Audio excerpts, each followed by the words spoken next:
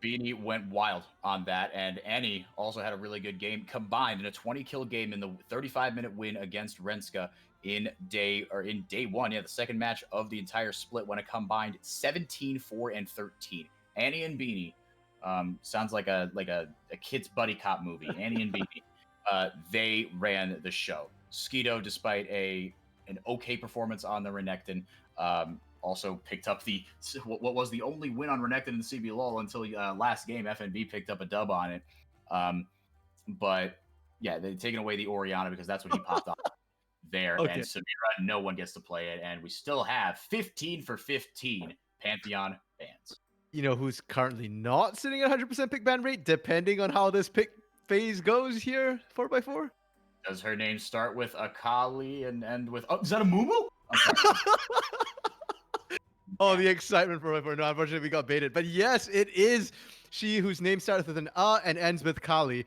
Kali is available, and that's actually a really scary pick, I feel like, for Pain Gaming, because Annie's been playing a lot of control mages. Has to. The way the team kind of works right now. They're not, I don't think, going to be great with an assassin mid. I could be wrong. But Tinones can play assassins and can be very dangerous, and currently has the most solo kills in the league after week 1 at 4 solo kills. So I feel like giving him an Akali is something that Furia would have to keep in mind. So the fact that they banned the Semira instead, where BRTT kind of threw a little bit with it, either they have to have a counter plan or they just messed up their drafts pretty hard. Yeah, let's see. I mean, that's part of what makes Tinones arguably the best mid laner in the league is champion pool. And here we go. It's going to be either Skeeto or Annie. I think it's going to be Annie. But oh boy, I mean, this, like you said, Annie has just played control mages. It's not that he can't play assassins, he just hasn't, right? You only have so much data to go off of. But that's Tinones' style. If I'm Tinones, I'm feeling a little bit disrespected right now. Yeah, that's kind of risky too. Yeah, it could be the Galio mid. I mean, Galio is considered a bit of a counter to the Akali here, so could be a solid pickup for the mid lane, or they could just flex it support. They still have options here because, again, the Akali has not been locked in. It could potentially go in to the top lane. I'm just more concerned about what this means for Furia's composition to pick an assassin, because so far, Furia, win or lose, kind of goes by Annie, sort of holding them into the game. Annie has the highest damage share of the team, and it's been on champions like the Orianna, where he can just stall out the mid game. Akali cannot stall out a mid game. Akali can either speed up the game or do nothing. Slowing it down, not an option. Yeah, no, the mid game is the critical point for her. That's where she gets, she gets a triple kill around an objective, and you realize, oh my gosh, the Akali's 7-1 and 5 FF, or you just get pub stomped, right? And you're sitting there on no magic mantle and a Banshee's Veil at 25 minutes, and you're like, this is FF for the other reason. Yeah, so we'll have to kind of see how they opt to do that. But now the sort of top lane pool is largely available. The junglers have been locked in, and again, no Talia, who wasn't banned here. And the ADC for Furia, more notably, is also not been picked. So they can just pinch out. There's already a Samira ban. We do see the Aphelios, and the next one's usually either a MF or Jhin if they want to pinch the ADCs. Yeah, let's see about Jhin. We have only seen one Jhin game in, I think, all of CBLOL, and that was Matsukaze played it in a loss to Renzga. I don't think we've seen it since, but I might be wrong on that. But either way, let's see here. Now I'm curious. Okay, no, just 4 bans. Okay, there we go. Aphelios going to be taken away as well. So yeah, we're pinching that ADC pool and the Silas ban as well, taking that away from Tinones or Robo, I suppose. Interesting. Okay, and they're giving Skeeto again a champion with a lot of split push potential. So I think this with the Akali especially, this has 1-3-1 vibes right now. Yeah, and I actually love the Camille pickup. Camille, I feel like, is one of the strongest top laners right now, blind pickable top laners. So I'm surprised we've actually not seen more of her in CBLOL. So, oh, not again. Yeah, well, that's what you do. Yeah, it's literally what you said. Whether it's Camille or Renekton, yeah, super strong, super blind pickable. Let's throw a bear at it. You go, come on, man. But they're just trying to neutralize Skeeto. Yeah, okay, so my head understands why you do it, but my heart really dislikes the Volibear pick. I like Volibear as a flexible pick where you can flex him around, but if you're going this far down into the pick bands, I feel like this isn't it. You don't want to use Volibear as a counter pick. He's more of a flex safe sort of lineup, but they do it. And it isn't going to be the Galio into the Akali. Instead, it's the Twisted Fate into Akali, which is a much more dangerous skill matchup here for the Twisted Fate because Akali as an assassin can prey on the e-mobility, can use the Shroud to sort of dodge out a lot of the gold cards as well, make it difficult to right-click properly at the right time. So Tinone's playing mid lane on hard mode here. And then the bot lane for Furia, I think we're seeing a mage bottom lane here from Beanie and Damage. Oh, Seraphine, yeah. the bottom lane. Okay, I didn't even notice that, but yeah, I was so fixated on the Volibear, unfortunately, and anticipate. But you're 100% right here at 4x4. It is going to be the Seraphine sort of AP carry bot lane. It's making its way in. That's why Seraphine can be played in 3 lanes. It's kind of like a modified Sona Sure. AP carry bot lane. It's super annoying, super obnoxious. Seraphine has a slightly better early game. She does do a bit more damage, but she can do a ton with items. She was, after all, designed to be a mid lane champion after all. And when you have a Kindred in the jungle, you can afford to do this because you still have an AD carry. So Furious dropped really solid here, really strong split push and team fighting, which can stall to allow the TPs to finish channeling. This is going to be fun.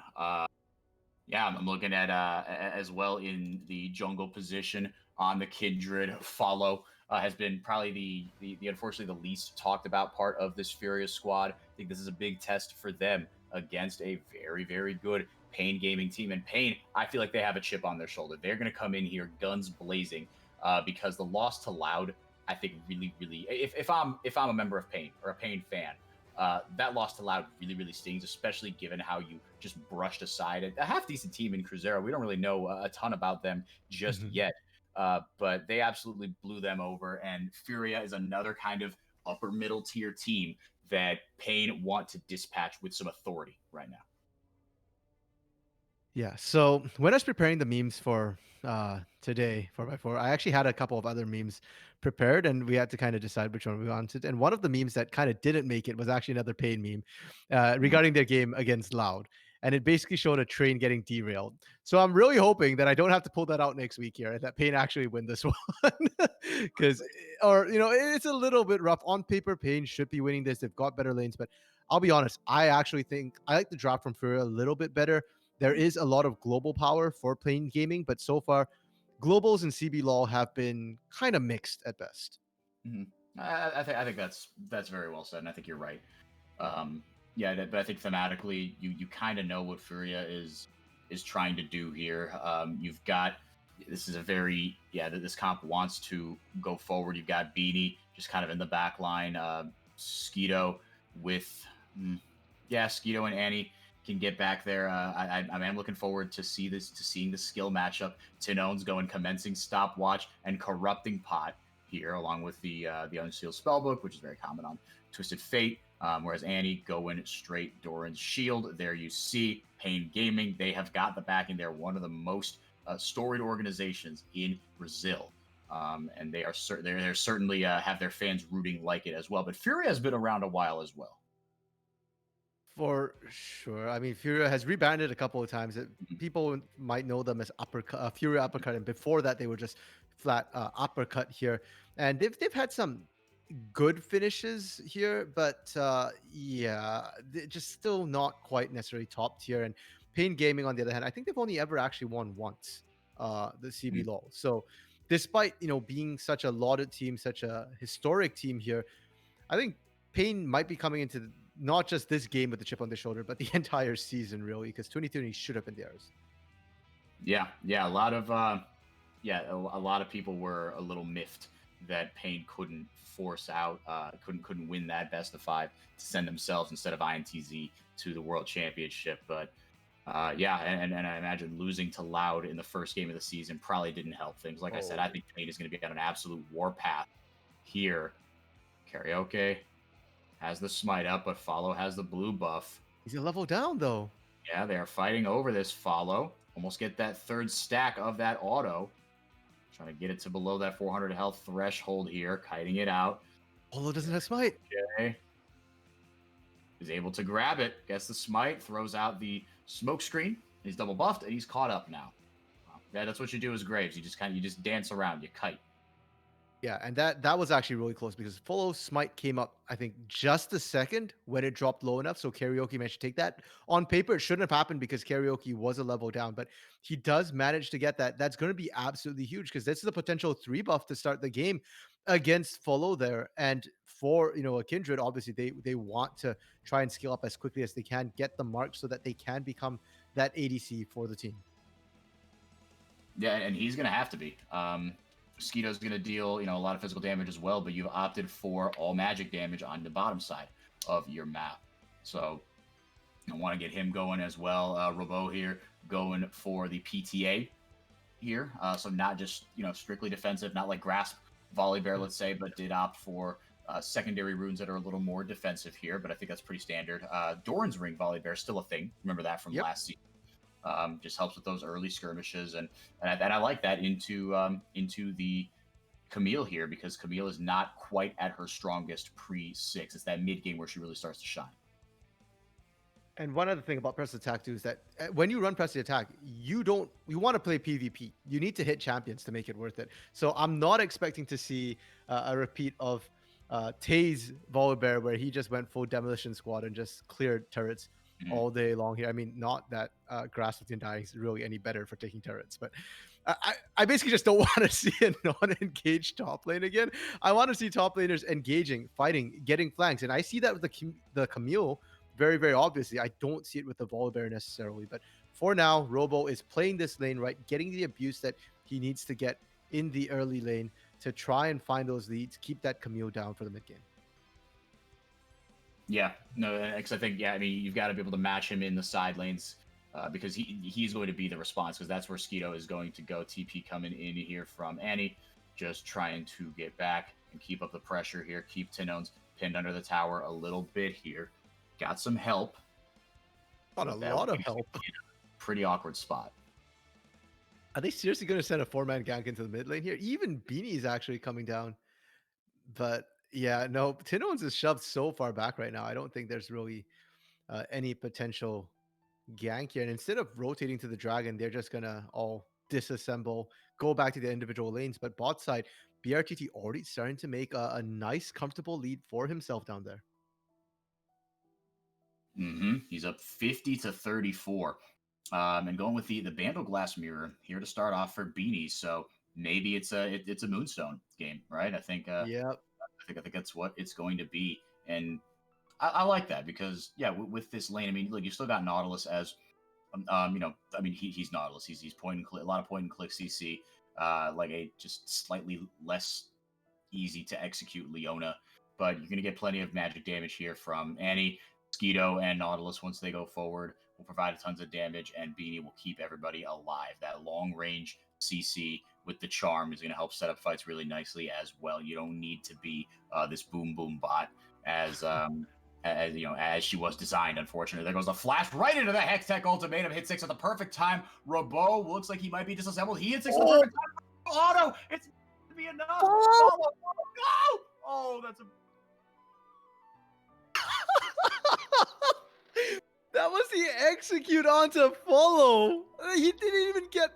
Oh my goodness, that's got to make a highlight reel somewhere of dives gone wrong in professional play because follow dies and that was a straight execute. Thank goodness it was a straight execute. But yeah, there was no way Robo was gonna try to get the kill credit for that one because the second he steps into range there for follow, he was going to make sure that Robo died and make sure that the dive went right. But oh my gosh, that did not feel good. Pain able to secure the dragon as well on top of that. And now with the plated steel caps and a Kindle gem, Robo is going to start to dig again. It's just that sustain in the lane for Volibear. That's what he's there to do, and he's up 10 CS at that. So I want to take a quick recap at what the cost was for Furia on that top lane dive, because now Flash is down for both Skeeto and Follow. Teleport from Skeeto used to just get back into lane, and when you compare that to Pain Gaming, what did they give up? Literally just a flash from Robo and the Destiny from Tinones. And as far as I'm concerned, if Twisted Fate gets a kill on his first Destiny, that's a success. I don't care how you get it, just that you do get it. And Tinones did manage to do it. Got back to lane as well and is pretty even to Annie. Will be behind a little bit, about a wave's worth of CS, but that was already going to happen just from pressure. So Pain Gaming really coming out ahead, I think, in that early gank. I think I'd have to agree with you. I like what you said about just making good use, making good efficient use of your destinies if you are a Twisted Fate. It seems like he's shoving out the lanes really nicely. He's still even in CS. It's not like he's sacrificing anything. It's efficiency as far as kills, but it's also efficiency as far as not sacking any of the CS. Annie on his way to, the Rift Maker. There's a bunch of items starting to come in here. Follow. Oh, Lucy swipes the Rift Herald, and Follow is down. Pain Gaming out of nowhere swipe the Herald out from under the noses of Furia. Oh, that was massive. Okay, so Pain was already lurking. I was actually wondering if they were going to try and pull anything there, but I was not expecting steal. I was expecting a collapse. And not only did they take the Herald, but bot side for the entire time, BRTT was just getting solo time with that turret, solo experience, because Beanie and Damage weren't there. So they got the Herald, which is automatically going to mean more plates, and they already got 3 plates. If they want to, they can just drop Shelly bot lane and instantly get first turret as well. Massive for Pain. Yeah, really, really good stuff from Pain. Starting to win this game on the margins. 3K gold ahead here. Not even 10 minutes yet. This is a really, really nice spot for them. Tinones has both the kills. He's going to be able to get a nice juicy back whenever he does decide to do so. Probably be able to finish up that rocket belt. It is a rocket belt. I called it proto belt 50 times. I apologize for that. But going with the CDR boots as well. And it's not going to be a Cloud Soul, unfortunately, but just trying to get the gold cards up as often as possible, get the Destinies up as often as possible as well. And so far, so good for him. It's not like Annie's played poorly. Just Tinones he's been Twisted Fate. He's been all over the place. He's doing his job. Yeah, no, Annie's winning the lane here. The only problem is that naturally, as an Akali, anything less than kills often doesn't feel very satisfying. So Annie just doesn't feel like it's a great position. And speaking of Annie, I want to point out itemization choice as well, because Akali, Riftmaker Akali in preseason, that was sort of the go-to item. But actually, now with some of the changes coming through for Riftmaker, we've started to see a lot more of the Rocket Belt or even Night Harvester come through instead of that Riftmaker. And for Annie to continue opting into the Riftmaker, I feel like that's something that's going to affect their playstyle here. The Omnivamp, the more survivable, safer route rather than the straight burst damage that the Night Harvester and Rocket Belt often offer. Yeah, the Omnivamp really feels nice. It's like old school Akali with the old school Hextech Gunblade Harvester, right? It's more burst. The passive is straight AP as opposed to percent magic pen with the Riftmaker, but percent magic pen never hurt nobody. So making sure that she can just know that she can be all right there and get the ability haste as well. It's probably going to be that Riftmaker, maybe Lichbane, right? Or actually, well, I don't know. I guess if you're going Night Harvester, it maybe bleeds more into Lichbane if you're going, again, just that straight kind of burst. But Zyna will probably come in at some point as well. Follow. Looking for something up top here. Robo sees them. Yeah, Follow and damage as a Nautilus. Good roaming support. Just trying to make plays happen. And Karaoke, meanwhile, seeing that the jungle's on the other side, he's going to take himself another free drink. Yeah, just really well played. And Furia, they've lost the first turret in the bot lane. Shelly got dropped. They took it. Great. Expected. The problem is the follow-up looks a little bit weak there because follow and damage roaming up there, they didn't have enough of a setup. They didn't have vision. They weren't, 100% sure of who was going to be up there in that area. So that felt like a bit of a brute force at the expense of Dragon for absolutely no reason. And I think that sort of decision-making is not what you want to see from a Furia team. They're down almost, 4,000 gold? Just pretty much out of laning right now. The 2 kills that happened, a botch dive, kind of explaining one of them and the other, just good play. So Furia needs to start making some more calculated moves to stop losing gold each and every time they try and make a play happen. Yeah, I think it's like you said, they're just kind of leaking gold, right? They're just passively, and letting the game happen to them. And that was something we wanted to praise Pain for, especially after that loud loss. Damage will go down. And Respite saving him at the last second. Follow in the right place at the right time. Yeah. Okay, so for me, whenever I see a Kindred player, back when she wasn't quite as meta here, my biggest question is always Lamb's Respite. How well do they use that? Well, Follow is making a really good case. We are seeing a massive fight topside. Yeah, this is going to be big. The taunt comes down. Hero's entrance in as well. Going to neutralize the tower with the Stormbringer is Robo. Karaoke able to get out of dodge. Annie looking for a kill onto him. He's got to be careful. Karaoke able to get away. Oh, bold decision coming back into the fight, sir. Karaoke is going to go down. Not sure he needed to do that, but BRTT as well will pick up 2 and get the heck out of dodge. And now with the flash for the follow-up, there's the Sky Splitter getting the shield, and Tinones gets kill number 4. Okay, that fight had so many good things, and I feel like I was praising Follow's Lamb's Respite, but it actually cost them this fight because they had to save damage with it. Because look how this starts off. All the TPs, literally every single person powering into this. So this is a full 5v5, and the Stormbringer from Robo was massive. If not, this dive goes terribly wrong. Instead, they end up coming out ahead, and the turret doesn't do all that much damage. BRTT actually even managing to get out alive as well was kind of nutty considering they locked him under turret, and this is just icing on the cake to finish Annie off. Yeah, I was surprised that BRTT lived that. Yeah, I gave Karaoke a little bit of shtick for for not surviving, but he was in a bit of a tough spot. I don't know if it's me. I just turn and run into the jungle, take my chances with with the Gromp. They seem a lot friendlier. They're not usually hostile unless you attack them. But now this second Herald coming up here at 15 minutes. Infernal Drake spawning in a little over 2 minutes. So you're gonna try to make a play here, and Follow is nowhere to be found. He's gonna try to take the opposing red as a countermeasure here. But that turret still has not gone down on top side because they were just fighting around it. They didn't actually do anything to the tower. Yeah, they just disabled it for a short while.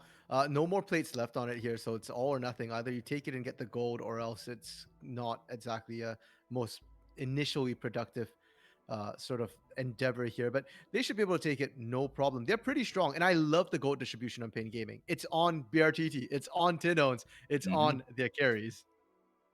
Yep, it's perfect. The tower taken in response by Furia. By who else? Skeeto on the Camille in the bottom lane. Divine Sunderer here for Camille. Am I tripping, or do I usually see Trinity Force? You can really go either of the Spellblades. The Divine Sunder, I think, makes more sense because Skeeto wants to split push with this champion, wants to be able to go up against the Volibear there, and Volibear is going to get pretty tanky. So Divine Sunder, the better option for that. And I think they're expecting they'll have enough bursts to be able to take down Tinones and BRTT that it would be overkill for the Trinity Force. We'll have to see if that actually becomes true, because they're relying on Annie to be able to follow up on any engage that Skeeto puts down onto that backline as well. Riftmaker has been completed for a while here. Tinones, he's opting into that Lichbane. He's got the stopwatch as well. It's pretty standard 1, 2, 3 here for Twisted Fate these days. It's Rocket Belt, and I mean the boots. I guess you could go kind of back and forth on, but Rocket Belt, Lichbane, Zanya's in one form or another. That's kind of what you're trying to do, and then Rapid Fire if the Lord wills it. If you goes on that long and you need that extra gold card access. But here, I mean, yeah, I don't know. I mean, I feel like it's never really a bad idea to have, but I'm sure there are some min-maxy situations that I just don't know about where it might not be worth it to build. But go ahead. I'm sorry. No, I was just gonna say, yeah, with min-maxing too, I think a point that a lot of times gets overlooked is the fact that that's a perfect scenario, and League is never perfect. There's always players involved, and that always complicates things. But Infernal is up, and Pain's right on it right away, going to put themselves at soul point. Well, they're certainly going to try. There goes the Destiny. Make sure they know where everyone is. Such a powerful ultimate. And here comes Tinone's actually going to use the R2 version of it. The Encore does land. Damage. Going to be healed by the Lamb's Respite here, as well as the stopwatch going to buy him some time. But Robo's going to jump right on top of him. Skeeto's going to get popped in his own ultimatum. It really be your own ultimate that gets you killed sometimes. Killing spree for BRTT. Pain Gaming is doing Pain Gaming things. Robo finally online.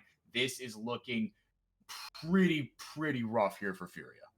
Yeah, they call themselves pain gaming for a reason because when they bring it, they bring the pain. And with that, that was my concern. Skeeto went in. Where was Annie? No damage to follow up. Divine Sunderer, that's all well and good and cute, but who did you really get in that? So we can see right here, the dragon was already over. This is a weird choice for a flank. Annie and Skeeto are together, but do they actually pick the same targets? No, Skeeto is playing with Robo, and Annie doesn't want that. Annie wants the squishy target. And so when they find Karaoke, that should be the ideal time for Annie to go and execute, but they can't. The ranges were there, and that's why the Divine Sunderer, yeah, I see what they're going for, but it's not necessarily how they're going to end up playing. And if you want to do that, you just don't want to fight. 9-2 is because they keep trying to fight. Yeah, and then this is that age-old problem, right? You're down. You've got to make some fights. You can't let the game happen to you right now. And Pain are asking all the questions, but just because you have to, make stuff happen doesn't mean that you make stuff happen for the sake of making stuff happen. Your risks have to be calculated. Your itemization has to be perfect. And your picks have to be very, very good as well. And this composition is not really tailored to picks for Furia. It is tailored to split pushing. Like you said, the Divine Sunderer on Skeeto, you want to go 1v1 with Robo, but Robo's got the Divine Sunderer as well. He's looking mighty strong right now. This has not been Skeeto's game. Despite, it's funny because you mentioned it off air, and I think it's a great time to bring this up. His laning is good, even though the stats, the KDA doesn't always bear that out. Yeah, so I mean, Skeeto here has the highest CS differential at 15 of any top laner. He's plus 20, but a lot of times it feels like it kind of happens because he's just in lane when his lane opponent is leaving lane and making plays, and he's very good at last hitting. But what do you do with all that gold is the bigger question here, right? You've got the Divine Sunderer, you've got a bit of an item lead. What do you do with that? And if you can't, then all the CS in the world kind of doesn't matter. Yeah, no, you're absolutely right. And split pushing will often inflate those CS numbers, right? But that's why the cutoffs are at 15 and 20. I think that's what we're going to start to see as far as inflated CS numbers here. But but like I said, all the CS in the world doesn't really help you. Kills and assists, taking objectives and stuff, that'll escalate your gold way quicker. And you can see that sort of. I mean, I confess I don't know how much gold he's sitting on, but to have 184 CS at 20 minutes when the other team's starting a Baron, you have TP, so you can get there over there in time. But for you to only be at 1.5 items feels kind of tough. I don't think they know how low the Baron is. They don't have vision. TP now being channeled. Robo is there. They're going to abandon it. Skeeto in. There goes the Encore. Hextech Ultimatum in as well as the Stormbringer. And now Lucy going to be able to pick up the kill. Winds of War going out towards Annie. There goes the Destiny, and that's going to scare them off. They've got to pull the trigger and try to finish this Baron, maybe. Tino's just buying them time. Thank you, Karaoke, for doing what the doctor ordered. Tino's playing really, really well on this Twisted Fate. The vision aspect of the ultimate used very intelligently there.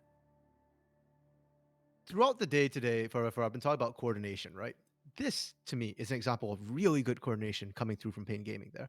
It's everybody doing their job. Karaoke getting the smite off. Tino's using the Destiny zoning, threatening with it.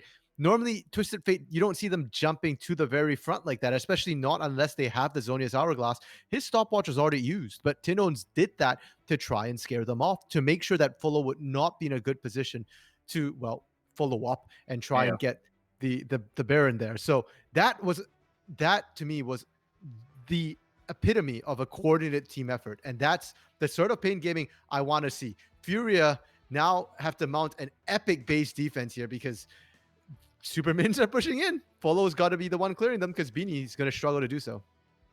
Yep, and Lucy on that support Galio. He's got the Shirelias as well. Karaoke doing a lot with a little 01 and 9 right now. Whew. That feels magical. Support Graves. My gosh, yeah. It's unusual for a Graves, but he's got his CS numbers are also through the roof.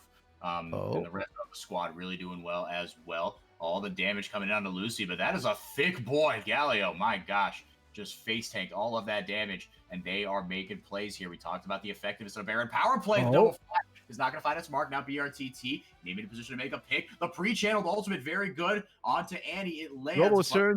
Follow-up, or is there? Here comes Robo, here comes Tino's, here comes everyone. The gold card lands. Respit's going to buy him some time, but that works course available.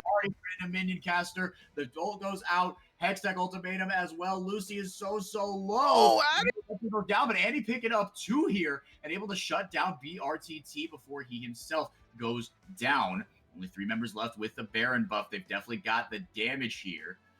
Chino's trying to land a gold card, but no, Beanie, no. And no ultimate available for Robo, but Tino's just with all that range, able to take down Beanie. Follow has no mana left, and they're going to take, hopefully, an inhibitor out of this, if not 2. Oh, no. And I think that's where inexperience is showing a little bit there when Beanie opted to step back into that. They had it. They were done. That was honestly one of the better fights they could have picked for themselves. The Lamb's Respite was beautiful. The Encore actually just came off cooldown as well. And those two comboed with Annie just shredding the backline. This is what they want to do. Let Annie run amok in the backline while everybody else is causing chaos. And you can see that even down 10,000 gold, they nearly made that work. It just a little bit more damage on their side.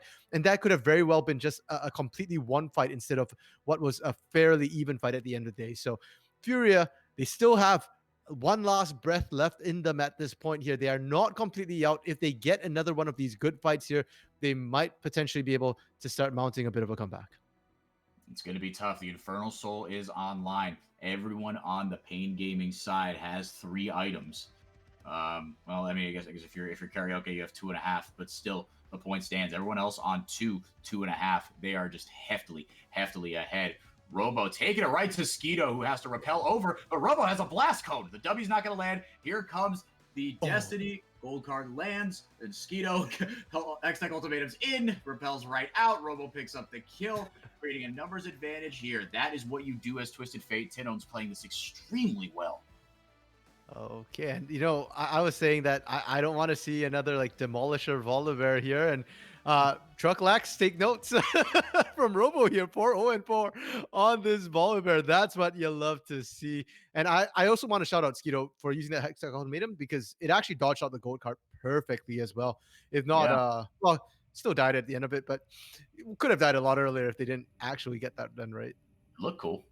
Yep. I was wondering why the gold card didn't land. I'm glad you pointed that out. I'm like, okay, I'm sure it's something there with the ultimate, but yeah. I don't really understand that interaction.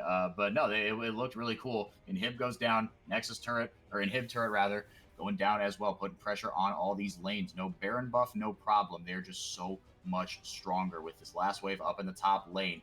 Maybe they try to force something. If they can get some CC onto Annie, Tino's 1 gold card could do it. Instead, they will settle for the inhibitor. Yeah, they get themselves 2 inhibitors. The bot one went down as well. And that top lane turret is so low, I feel like it's bait. We've already seen Robo disable a turret with that Stormbringer once.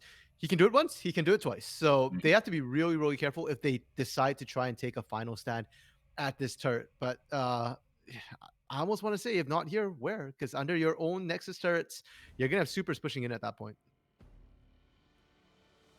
Yeah, in 2 lanes, and maybe a third one here. This is Pain trying to go 2-1 on the year. Brush that loss off to Loud. And if they are able to put this away, it'll be a similar length victory to 1 over Cruzeiro. Able to pick up that 3rd inhibitor. It's just a war of attrition at this point. Furia have pulled off valiant defenses before. Annie looking for something, but not going to find much. Instead, just going to take 350 damage to the face. Compliments of Tino's. Yep, they can just take a quick break here, reset. Baron is about to spawn in about 30 plus seconds here, and they'll have supers pushing in. You take Baron, you combine it with supers, and that is an insurmountable base defense a lot of times, trying to fight all of that. And with the poke that will be coming down, I have literally seen teams get shredded by triple super buff, Baron buff, super minions without even champions there to add damage. So it will be rough. Yeah, those things get beefy. They hit like trucks, little plate-wearing trucks. Annie trying to do his best here, but yeah, it's just about this Baron setup because they are locked into their base. Triple inhib down. This Baron should be. I mean, this is even if Pain loses this, it's not the game. But Furia know that they've just got to flip it right here. Yeah, and if they go in for the Baron, and they take too long, Robo can always just TP right into their base as well. That is an option. The teleport is available. It looks like he's going to go back to base instead, and maybe... Oh, Pain's playing this really carefully. I think they're waiting for the supers to go in, because once the super's in, Skeeto can only stop 1 lane. He can't stop all of them. Yeah, no, they're stalling it out, giving the minions a chance. Because, yeah, I mean, if Beanie goes over and lands a big encore, Follow can put down a Lamb's Respite for more shenanigans. Here comes the double TP. It's like a light show here in the North Jungle. And here comes Annie now. They baited the base defense. Lamb's Respite on the other side. Annie comes away with the Baron, but is it enough? Here we go, RMC. Karaoke is locked in the pit with Annie. Goes over the wall. Back to a kill. And there goes Tinones channeling his inner Xpeke. He will take it himself. He doesn't need teleports. He's got one in his kit, RMC, but will it be enough here? And he gets back to base in time. The gold card does land. Follow dealing a bunch of damage. Tinones has to flash out of there, but now the rest of the cavalry has arrived. He's going to pick up the kill. He might pick up another one. Sidesteps the encore, or rather the beat drop from Beanie. It's a double kill. So despite the theatrics, despite the heroics from Annie, Pain Gaming run the train down the throat of Furia.